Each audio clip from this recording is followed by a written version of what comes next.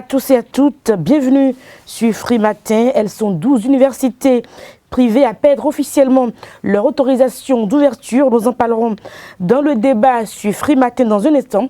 Le bulletin matinal d'information sera présenté par Anifat Boukari. Kader Achirou, vous nous présenterez la une des journaux. Bonjour. Bonjour à vous, Nadé Diron, chers amis internautes. Bonjour. À la une des parutions ce matin, nous avons les résultats des travaux du Conseil consultatif national de l'enseignement supérieur. Nous avons également la une des parutions de ce matin, la participation du président Patrice Talon à l'article 4.7. Et pour finir, à la une des parutions ce matin, nous avons un communiqué du ministre du Cadre de vie et du Développement durable, José Didier Tonato, sans oublier également qu'il y a également un communiqué de la douane nigériane au sujet des fermetures des frontières du Nigeria. Carles Kitoma fera le débat avec vous. Bonjour. Bonjour Nadège. Et puis l'horoscope du jour sera présenté par Bertie Akochaye. Cornelia Achankouin signera la définition du jour sur Free Matin, les sports, quelques informations pêle-mêle pour meubler l'émission. Bonjour à tous, bienvenue. Voici la pub. Papa. Oui, ma fille. Tu sais, je t'ai dit qu'après mon bac, je veux devenir journaliste reporter d'image, non? Papa, tu penses m'inscrire où? Esaü, papa. Waouh! Maman, maintenant que j'ai eu le bac, je veux faire les finances et trésors. Tu comptes m'inscrire où? Esaü, mon fils. Esaü? Oui, maman! Papa, Oui. tu sais qu'après mon bac, je veux être diplomate, non? Et tu comptes m'inscrire dans quelle université? Mais Esaü, naturellement. Esaü? À ESAE, vous êtes formé, bien formé dans les filières comme administration du travail et de la sécurité sociale, administration générale et territoriale, administration des impôts, gestion des marchés publics, planification et développement local, droit et sciences économiques et de gestion. ESAE, c'est aussi sa télé numérique ESAE TV et son journal L'Informateur. ESAE, c'est à Bedjromede, 3e rue après le carrefour 16 ampoules allant à Jericho. Numéro de téléphone 98 98 14 00 96 80 55 11 90 93 65 21. ESAE, l'excellence a un nom. Nous vous invitons à présent à suivre la une des journaux avec Kader Achirou.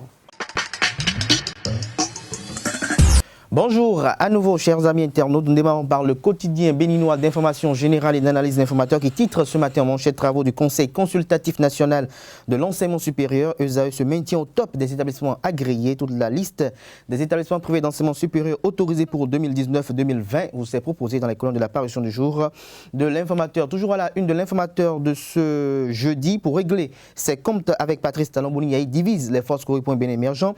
Les raisons de ce titre vous est proposé à la page 4 de la parution du jour de l'informateur. À découvrir dans les colonnes de la parution du jour du quotidien béninois d'information générale et d'analyse d'informateurs, le journal École des étudiants en journalisme à l'École supérieure d'administration, d'économie, de journalisme et des métiers de l'audiovisuel ESAE. L'indépendant, deuxième titre à la une ce matin, propose dans les colonnes de sa parution du jour également la liste des 29 établissements privés d'enseignement supérieur agréés: Gaza, ESM, ESAE, ISCG, EHECM, IRGIB, Africa. Toujours à la une de l'indépendant de ce matin, le Canard fait savoir que au sujet des réformes dans le secteur de l'enseignement supérieur, UPENM est la seule université privée agréée en 2019 avec toutes ses filières. Toujours à la une de l'indépendant de ce jour, assainissement du secteur des épaisses, 3 universités privées fermées dès la rentrée prochaine. Mario Duil Atanasso est à soutenir et encourager selon le confrère.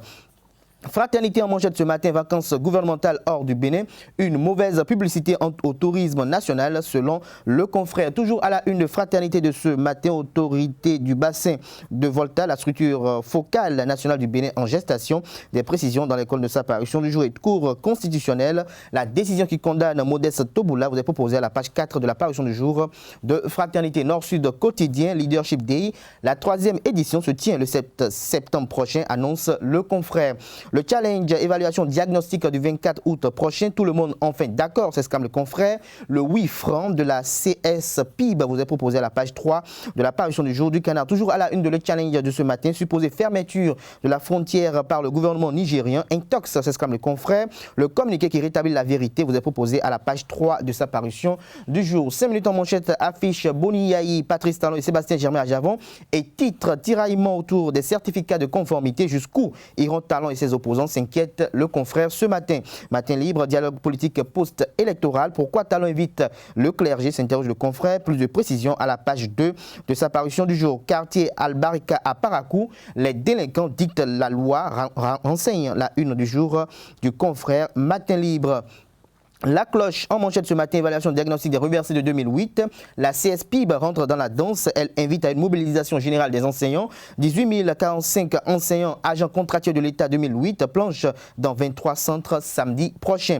Les 4 vérités enseignement supérieur, évaluation, les 4 vérités plutôt, évaluation diagnostique des 18 045 enseignants ACE 2008 samedi prochain. Le gouvernement prend de nouvelles dispositions et sécurise les 23 centres retenus. Les enseignants invités à vérifier leur centre de composition afin d'éviter les désagréments de dernière minute.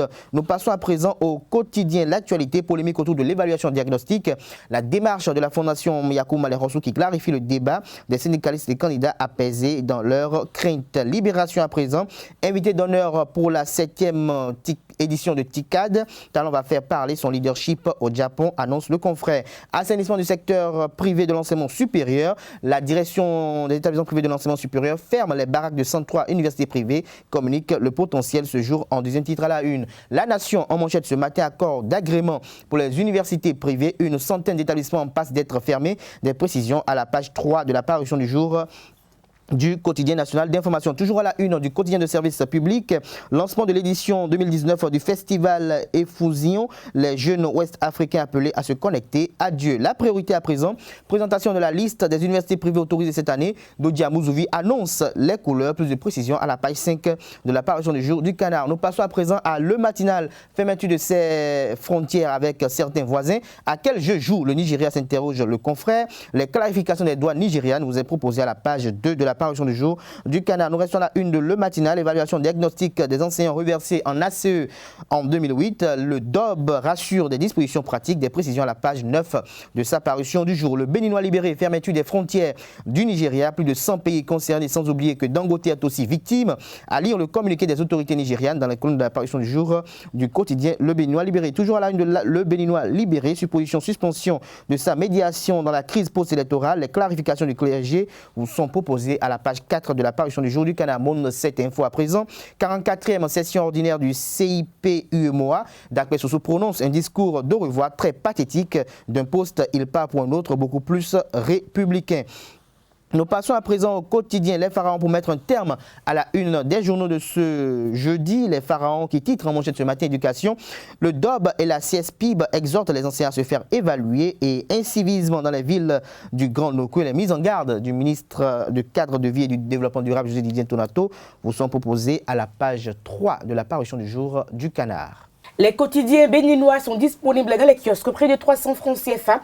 Vous les avez aussi et surtout en ligne. Nous passons à présent au bulletin matinal d'information avec Anifat Boukari. Amis internautes, bonjour. Le chef de la délégation de l'Union européenne, Olivier Net, a été reçu en audience mardi 20 août dernier au cabinet du président de l'ARAC, Rémi Prosper Moretti. Au menu des échanges, l'état actuel de la presse au Bénin et les perspectives. À sa sortie d'audience, Olivier Net a rappelé que les relations entre le Bénin et l'UE sont fondées sur le respect et le partage de valeurs telles que la liberté d'expression. La Fondation L'Oréal, en partenariat avec l'UNESCO, va célébrer la 2e édition du programme pour les femmes et la science en Afrique subsaharienne en novembre 2019 à Dakar, au Sénégal.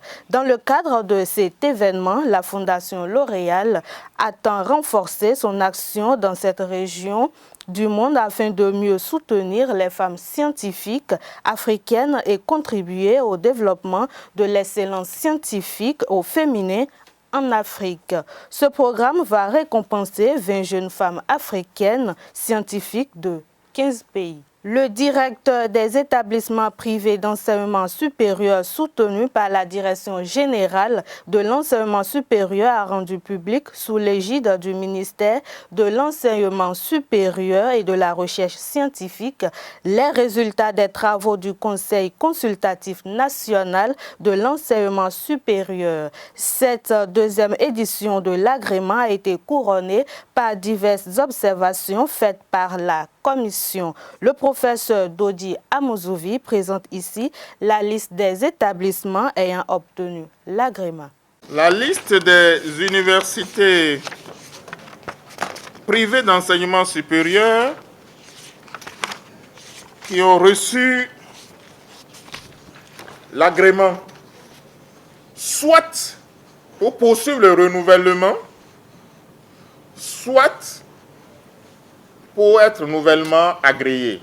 C'est une liste unique consolidée qu'on a faite. Je ne lirai pas les filières, vous pourrez les voir après. Nous avons actuellement 5 universités agréées.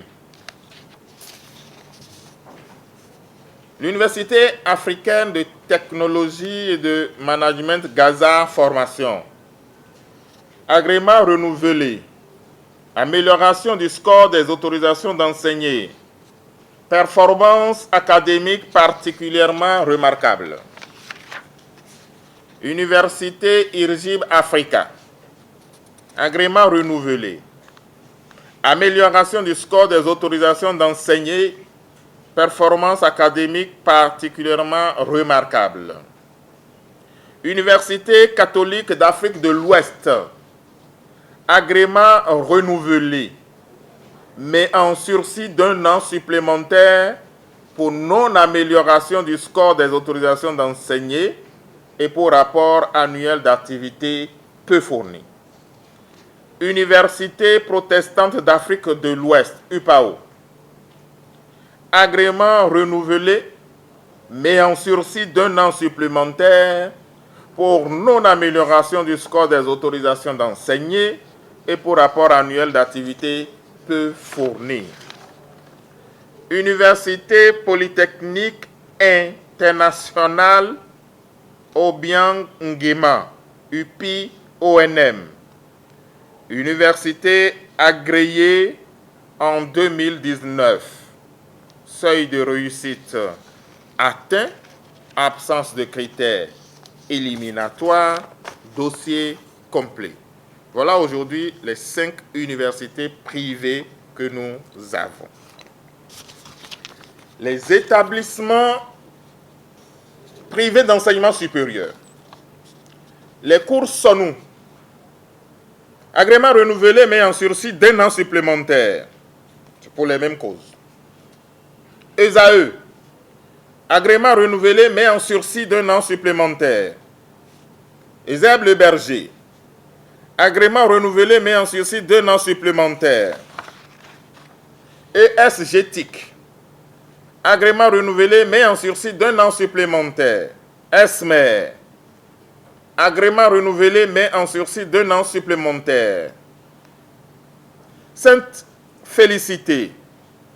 Agrément réservé pour manquement à la déontologie et non-amélioration du score des autorisations d'enseigner et pour rapport annuel d'activité peu fourni. École supérieure Le Faucon. Agrément renouvelé mais en sursis d'1 an. HECM. Agrément renouvelé mais en sursis d'1 an supplémentaire pour non-amélioration du score des autorisations d'enseigner et pour rapport annuel d'activité peu fourni. Cependant, performance académique remarquable, effort soutenu de recrutement d'enseignants permanents. Institut Jean-Paul II. Agrément renouvelé sursis 1 an. Véréchagune. Agrément renouvelé. Amélioration du score des autorisations d'enseigner. Performance académique particulièrement remarquable. ISCG. Agrément renouvelé sursis 1 an. ISMA. Agrément renouvelé. amélioration du score des autorisations d'enseigner, performance académique particulièrement remarquable, rayonnement international marqué, ISM Adonai, agrément renouvelé, sursis 1 an, IUP, agrément réservé pour manquement à la déontologie et non-amélioration du score des autorisations d'enseigner et pour rapport annuel d'activité peu fourni. Pigier Bénin, agrément renouvelé, amélioration du score des autorisations d'enseigner, performance académique particulièrement remarquable. ESM, agrément réservé pour non-amélioration du score des autorisations d'enseigner et pour rapport annuel d'activité peu fourni, réservé pour refus d'obtempérer et non-respect des dispositions réglementaires. Je vous invite à suivre le professeur Dodji Amozouvi qui fait le point au micro d'Abdelkader Achirou à l'issue de la conférence de presse effectuée à cet effet. Je voudrais dire toute mon admiration à tous les acteurs, 271 acteurs qui ont travaillé afin que le Conseil consultatif national de l'enseignement supérieur puisse valider, délibérer sur les résultats des différentes listes à publier. Nous retiendrons donc que sous l'égide de Madame la ministre de l'Enseignement supérieur et de la Recherche scientifique, mettant en œuvre la vision du chef de l'État, l'assainissement, le processus d'assainissement des établissements privés d'enseignement supérieur suit son cours, a atteint la vitesse de croisière et a même amorcé l'atterrissage. Nous sommes à la 2e édition des agréments. Et nous avions constaté que, les listes qui sont rendues publiques aujourd'hui sont des listes provisoires. Possibilité est donnée à chaque promoteur de réclamer. Ce peut qu'il y ait des erreurs. Nous avions également constaté que les enquêtes de moralité qui avaient bloqué la première édition sont arrivées et c'est l'occasion de dire un grand merci à la police républicaine. Et donc ces listes définitives pourront, les agrégés de l'année dernière pourront être maintenant connues. Dans l'ensemble, nous avions constaté que le resserrement des rangs ou des effectifs des établissements privés d'enseignement supérieur est en cours. Tout compte fait aujourd'hui, le Bénin dispose ou disposera à terme d'une trentaine d'établissements privés et d'universités privées, d'enseignement supérieur évidemment. Plus précisément, 24 établissements privés d'enseignement supérieur et 5 universités privées. Mais un processus de fusion des établissements est en cours. Il n'est pas interdit que d'ici à là, nous ayons encore moins. Il faut aussi retenir, et c'est très remarquable, que les tests ont été appliqués cette fois-ci dans leur intégralité, exactement comme il se précise, mais avec quelques assouplissements. Ce qui fait qu'aujourd'hui, il n'y a pas moins de 102 établissements privés d'enseignement supérieur et universités privées qui sont sur la sellette, qui sont dans le couloir de la fermeture. Soit parce qu'ils ne sont pas venus présenter les filières à l'agrément, soit parce qu'ils ont présenté les filières et ont échoué, soit parce qu'ils ont déjà épuisé leur temps légal, plus de 4 ans d'existence, sans quitter le régime de fonctionnement qui est le régime d'ouverture. L'application des tests fait qu'on constate qu'il n'y a pas moins de 102 qui partiront, ou soit parce que, de fait, c'est des établissements qui ne fonctionnent plus. Les tests indiquent que lorsqu'on constate un non-fonctionnement consécutif de 2 ans, il faut retirer l'ouverture. Donc tout cela mis ensemble, nous aurions un éclairci au niveau des établissements privés d'enseignement supérieur, ce qui offre aujourd'hui des structures beaucoup plus viables, des structures dont les gouvernances administratives, les gouvernances pédagogiques, les gouvernances financières, les gouvernances institutionnelles atteindront très bientôt, très prochainement, un standard international.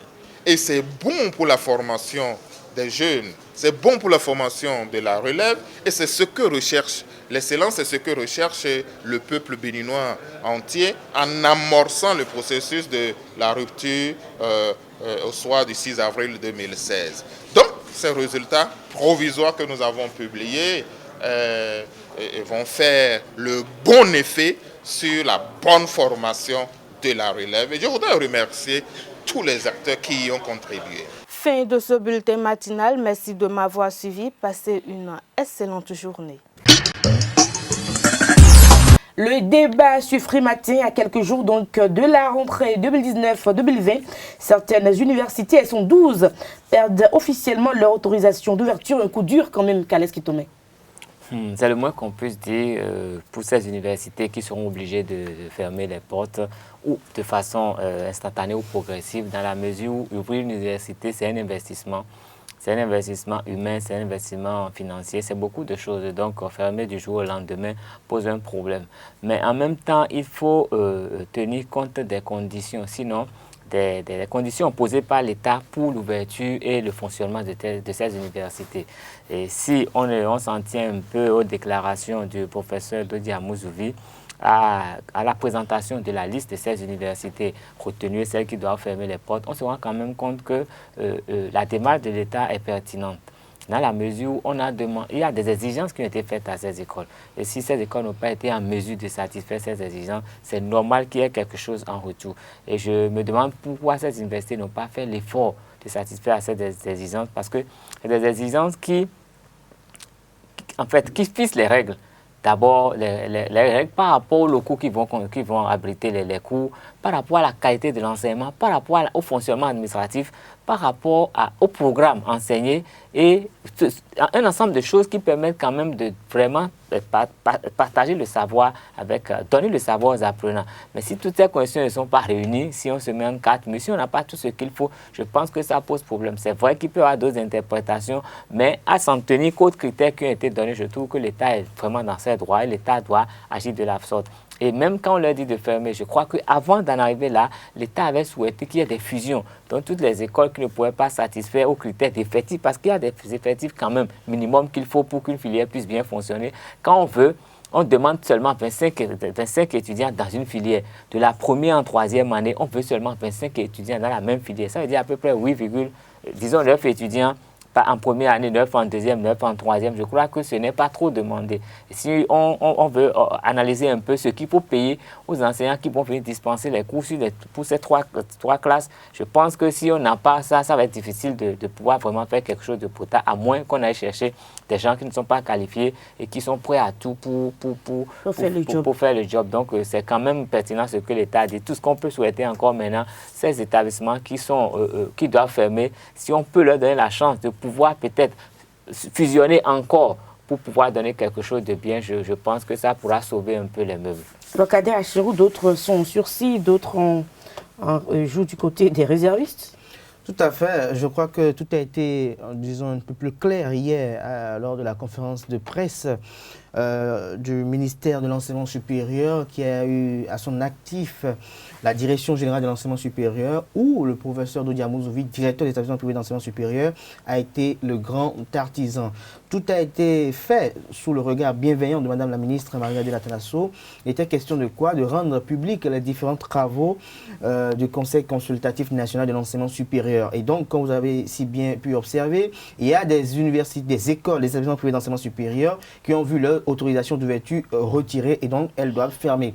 Il y en a d'autres qui ont vu leur agrément renouvelé de manière assez complète. Il y a d'autres qui ont vu leur agrément renouvelé mais avec sursis. C'est-à-dire qu'au cours du délai donné, c'est-à-dire si c'est un sursis d'1 an, alors au cours de cette année, il faut que cet établissement de financement supérieur puisse rapidement se mettre dans les pas pour pouvoir avoir l'agrément complet. Alors en dehors de cela également, il y a un nombre de 103 établissements privés et universités privées qui doivent fermer. Alors avant de fermer, dans cette période où il y a une liste provisoire, parce que précisons que la liste qui est sortie actuellement est une liste provisoire. Et donc avant la sortie de la liste définitive, puisqu'il y a un délai qui est prévu pour les réclamations et autres, il peut y avoir toutefois des changements. Et donc, les 103 là, qui savent qu'ils sont véritablement sur la route d'être fermés, ont une chance. La chance, c'est laquelle?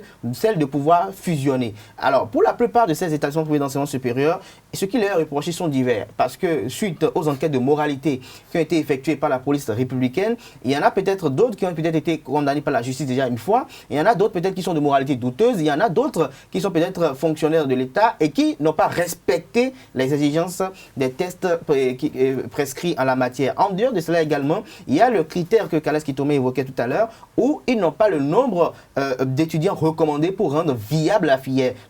Vous allez pouvoir voir dans certaines épaisses, vous constatez avec désolation qu'il y a dans ces épaisses-là des gens qui ont une filière, mais dans la filière, il n'y a que à peine 9 étudiants ou peut-être 6 étudiants de la première en troisième année. Alors que normalement, de manière rigoureuse, il est prévu que chaque filière puisse avoir 25 étudiants par année, ce qui fait un nombre de 75 étudiants. Mais dans le souci de pouvoir comprendre un peu les difficultés du secteur privé, on a pu dire désormais il faut les 25 par filière. En dehors de cela également, ce qui a également bloqué la plupart de ces universités, c'est que au niveau de la conception des dossiers qui ont été déposés au conseil consultatif, il y a eu des erreurs. Il y a eu des erreurs au niveau comme lesquelles, par exemple, les professeurs qui doivent enseigner, la qualité des professeurs qui doivent enseigner n'a pas été bien respectée. Parfois, des erreurs ont été faites, de l'amalgame a été fait dans le dossier. On parle de licence à ce niveau, mais on y met des dossiers du master. Et donc, il y a eu beaucoup d'amalgame au niveau des promoteurs. Donc, il y a tout cela qui doit être revu. En dehors de cela également, ce qui est encore plus pertinent au niveau de cette commission, c'est que la vision du gouvernement est très claire, c'est de faire désormais des établissements privés d'enseignement supérieur qui seront fort solides et qui donneront des enseignements de qualité. Ces promoteurs qui existent depuis 4 ans et qui n'ont pas encore des locaux en phase avec les standards et normes prescrites en la matière seront fermés parce que on estime que vous ne pouvez pas être en location pour dire que vous avez une école, ce qui fait que dès que le propriétaire des locaux dans lesquels vous êtes, celui-là décide de changer sa maison d'une autre manière ou peut-être d'utiliser sa maison à d'autres fins, vous êtes obligé de déménager et cela, ça crée une certaine confusion dans la tête des apprenants. L'autre chose également, c'est que lorsque vous avez un bâtiment qui est conçu, qui est bâti pour l'école ou l'université, vous êtes obligé maintenant de dédier le bâtiment au nom de la structure. Parce que au cas où il pourrait y avoir un décès et que les enfants disent que ça c'est notre père qui a décidé de construire une université, nous maintenant en tant qu'héritiers nous ne voulons plus l'université, ça crée une certaine cacophonie au niveau du système privé de l'enseignement supérieur. Et donc il y a eu beaucoup de critères qui ont fait que la plupart d'autres se retrouvent dans cette situation. Maintenant, la meilleure des choses c'est d'aller à la fusion. Pour ceux qui sont dans je dirais la colonne qui n'a plus d'espérance, c'est d'aller à la fusion pour ne pas voir totalement l'investissement, puisque quand on parle d'établissement privé d'enseignement supérieur, c'est le lourd investissement, pour ne pas voir les investissements en souffrance. Alors il faut aller en fusion pour pouvoir un temps soit peu générer d'autres revenus, quoique importants. Voilà. Un retour en arrière est possible dans ces cas de figure? Retour en arrière, comment? Est-ce qu'on peut encore les autoriser Oui, même si on les fermait, il y a toujours la possibilité de faire une demande. Donc, si ce fusionnaire qui présentait une situation nouvelle avec un nouveau promoteur, parce qu'il a été prévu même un changement possible de promoteur. Ou fermé, il peut faire fusion. Et puis l'État, en fait, selon la conférence de presse... fusionner, les établissements vont se mettre ensemble? Qu'est-ce qu'il y a à fusionner exactement? Non, les établissements vont se mettre ensemble, peut-être 2 établissements qui n'ont pas l'effectif requis, qui n'ont pas tout ce qu'il faut. Il y a peut-être un établissement qui n'a pas de bibliothèque. Et les deux peuvent se mettre ensemble pour satisfaire aux normes en matière de la qualité des enseignants, en matière des bâtiments et tout le le reste. Et maintenant, mettre quelqu'un comme promoteur avec l'aide de la direction quand même des établissements privés d'enseignement supérieur. En tout cas, c'est ce qui a été dit. Merci à vous. C'était le débat sur Free Matin. Nous passons à l'horoscope du jour et à la définition du jour. Bertie Akochaye et Cornelia Achanrouin, à vous l'antenne.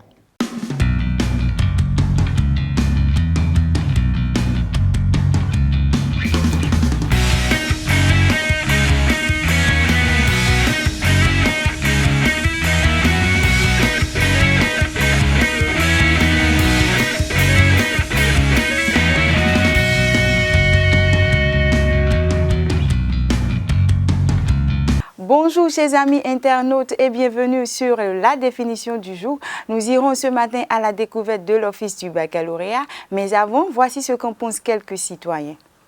Non, je ne connais pas la dope.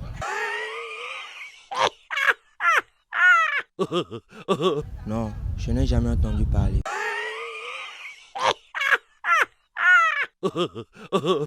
Non. Non, non.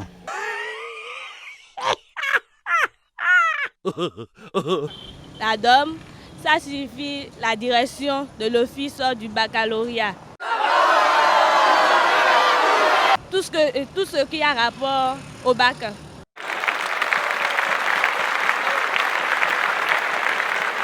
L'office du baccalauréat a été créé par l'arrêté numéro 2001-118 du 11 décembre 2001. Elle compte plusieurs catégories d'agents, dont notamment ceux provenant de la fonction publique et ceux directement recrutés par l'office.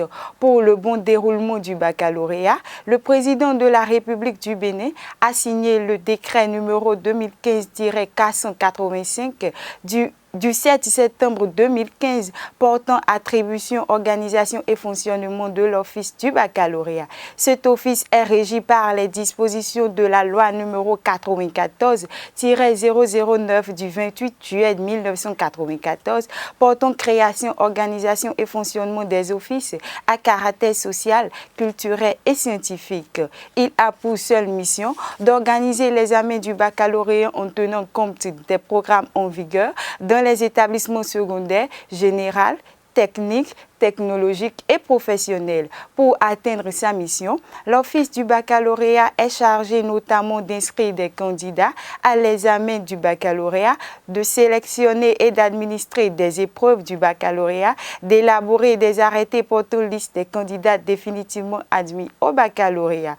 Doté de la personnalité morale et de l'autonomie financière, l'office du baccalauréat dispose de 3 organes pour son fonctionnement. Il s'agit d'un conseil d'administration, d'une direction et d'un comité de direction. Le présent décret définit la composition et les compétences que dispose chacun de ces organes. Il a actuellement à sa tête Alphonse Da Silva. C'est tout pour la définition du jour que je vous remercie d'avoir suivi. À la prochaine. Bonjour chers amis internautes et bienvenue sur l'horoscope du jour. Comme à l'accoutumée, nous démarrons par nos amis béliers. Pour vous, tout ira bien aujourd'hui. On vous respectera et on vous accordera de l'importance. Si vous ressentez le besoin de vous affirmer, assumez-le en toute modération. Natif du signe taureau, vous traversez une phase bénéfique qui se transformera en réussite certaine. N'hésitez pas à continuer ce que vous commencez. Chers amis Gémeaux, au travail, vous ferez preuve de manque de modération et de présomption. Ne prenez pas les critiques personnellement. Soyez plus mesurés et moins exigeants. En ce jour 22 août Cancer, vous vous ferez très plaisir dans le travail. Balayez les tensions s'il y en a, car vous aurez les moyens de le faire. Côté santé, pensez à vous prémunir. Féroce Lion, aujourd'hui, votre environnement sera stimulant et vous trouverez en vous des ressources où puiser. Vierge, si vous envisagez de faire des achats importants ou de faire une grosse dépense, n'hésitez pas à demander l'avis de quelqu'un en qui vous avez confiance. Si vous avez du mal à vous faire comprendre, balance, prenez votre temps, respirez profondément, puis parlez calmement et vous serez écouté. Scorpion, dans le domaine privé, vous aurez la possibilité de clarifier une situation. N'hésitez pas à régler les problèmes en suspense. Amis du signe Sagittaire, dans le domaine professionnel, vous deviez prendre un peu de recul, car vous aurez tendance à vous emporter contre vos collègues. Privilégiez la qualité à la quantité. Pour les Capricornes, malgré certaines incertitudes dans le déroulement des opérations, votre forme physique vous permet d'effectuer un long parcours, même si on cherche à vous mettre les bâtons dans les roues. Verseau, aujourd'hui, vos échanges avec autrui seront intenses. Ce qui en découlera sera malheureusement loin de vous apporter pleinement de satisfaction et les discussions pourront même prendre un tour très personnel. Pour finir, chers amis poissons, vous ne vous sentirez pas très compatibles et vous ferez en sorte d'éviter les situations qui nécessitent de vous investir. C'est tout pour l'horoscope de ce jour. Merci de nous avoir suivis et bonne journée à tous. Les sports sur Free Matin, match nul, ESAE FC face au Congo hier, bonjour. Oui, bonjour Nadège, bonjour à tous. La formation universitaire a fait un match nul, comme vous l'avez dit, un but partout contre la sélection nationale des moins de 23 ans du Congo-Brazzaville en amical ce mercredi au stade René Pleven de Cotonou. Il faut dire que les Congolais dominateurs ont ouvert le score juste avant la mi-temps par l'entremise de Elanga Kanga sur un pénalty concédé par Farid Edou. Et à la 69e minute, Eric Sewa entend repositionner dans l'entrejeu à égaliser pour la formation universitaire sur une belle action sur le flanc droit de l'attaque de ESAE FC. Voici quelques moments forts de cette rencontre.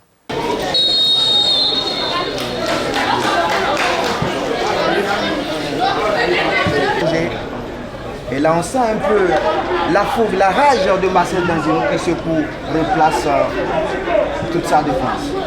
Oui, il a raison, Marcel Danzino, parce que lors du match amical précédent, il y avait eu de mésententes de la défense. Et Boufariga qui va retrouver directement le 14 qui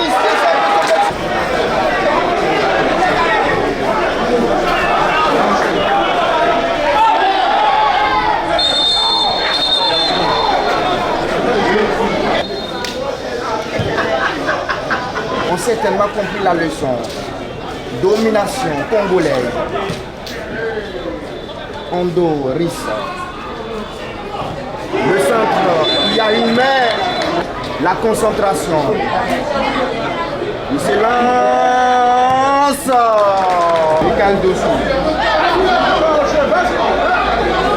Emmanuel Samuel va essayer de faire revenir les Congolais, mais il prend tout son chemin. Il va essayer de faire revenir les Congolais, mais il prend tout son chemin.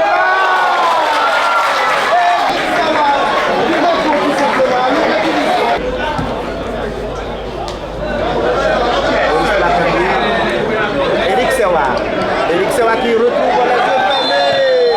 Le nouvel, mais le danger qui sera toujours congolais. On va dire qu'il subit beaucoup plus durable, on va dire quelque chose d'assez normal.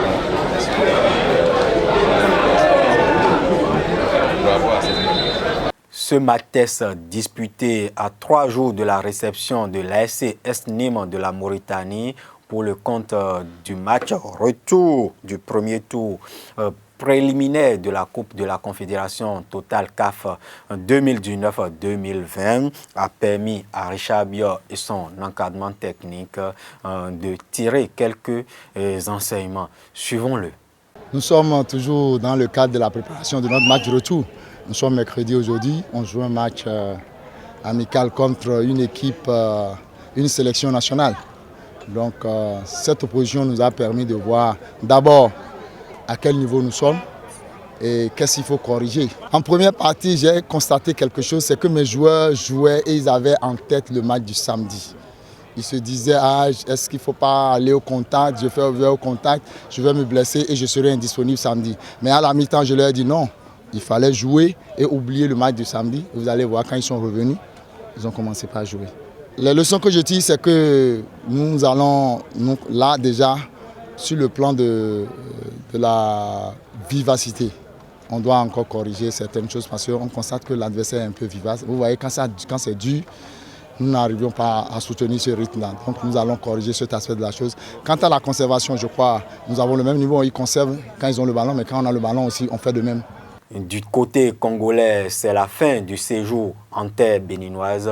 Et le Congo fait un bilan d'un match perdu, d'une défaite, j'allais dire, contre la sélection nationale U23 du Bénin et un match nul arraché face à l'équipe vainqueur de la Coupe du Bénin 2019 et qui représente le Bénin dans le tournoi ou dans la Coupe de la Confédération 2019-2020. Et le sélectionneur congolais Eri Ngoya est satisfait de la prestation ce mercredi après-midi de ses poulets. On avait déjà évoqué lors de notre premier match qu'on avait de grosses issues de récupération et on a dû le constater après que les mecs se sont reposés et une équipe recomposée, vous avez vu que l'engagement n'était plus le même et donc c'est une autre visage qu'on a présenté. C'est comme ça que cette équipe des U23 du Congo, Brazzaville, a l'habitude de jouer. Il se pose un problème offensif. J'ai des attaquants, on a bien vu qu'on a eu de la présence dans les 20 derniers mètres adverses. On a eu des occasions, on méritait de gagner ce match, de mener déjà à la marque 1-2-0 sans faire offense à l'adversaire. Mais on a bien vu que les jeunes sont encore naïfs. On va continuer à travailler et regarder les images comme on a fait lors du dernier match contre les U23 du Bénin et corriger. C'est une bonne équipe de football, ça sait jouer au ballon, ça c'est un fait. Maintenant, comme j'ai dit, j'ai comme l'impression que offensivement ça manque un peu de tueurs. Et puis du point de vue de la défense, quand ils sont un peu agressés, ils sortent de leurs moyens. Donc ça aussi, c'est des choses à corriger.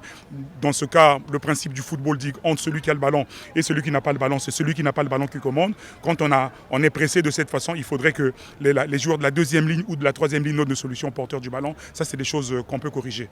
Merci à vous, Larios Adjaguinon. C'était donc les sports sur Free Matin. Pour boucler la boucle, oui, pour boucler la boucle, il faut ajouter que l'adversaire de ESA FC sera à Cotonou demain à 14h, 10 minutes par un vol de Air Mauritanie. Il faut dire que l'information, c'est à travers une correspondance adressée au secrétaire général de la Fédération béninoise de football que la SCS Nîmes a notifié son plan de vol à la délégation ou à son adversaire Usaï Football Club. Merci à vous, ce sera tout pour Free Matin. Portez-vous bien. À demain pour un autre numéro. Au revoir.